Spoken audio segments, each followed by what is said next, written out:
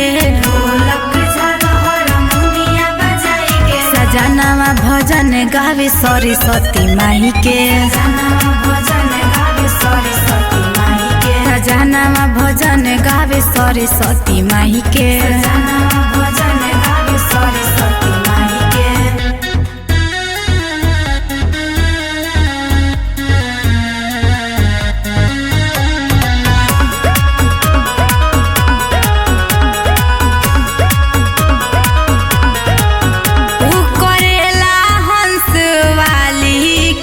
पूजैया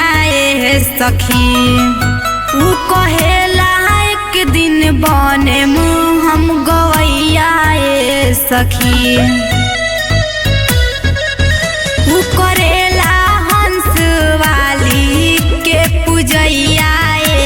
सखी, कहेला एक दिन बने मुँह हम गवैया सखी, कहे कृपा होई एक दिन बीड़ा वाली माई के, कहे कृपा होई एक दिन बीड़ा वाली माई के, कहे कृपा होई एक दिन बीड़ा वाली माई के, कहे कृपा होई एक दिन बीड़ा वाली माई के, सजनावा भजन गावे सरस्वती माई के, सजनावा भजन गावे सरस्वती माई के, सजनावा भजन गावे सरस्वती माई के, सजनावा भजन गावे सरस्वती माई के। Mix by Sneha recording studio Jamo Chandtola.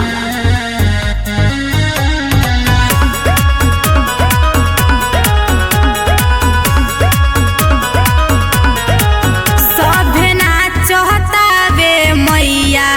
लगे डीजे बजाई के, छोटू चौहान लिखले गाना उधे अनवा लगाई के, सभे नाचता बे मैया लगे डीजे बजाई के, छोटू चौहान लिखले गाना उधे अनवा लगाई के, काजल गाना गावतारी सबके सुनाई के, काजल गाना गावतारी सबके सुनाई के, काजल गाना गावतारी सबके सुनाई के,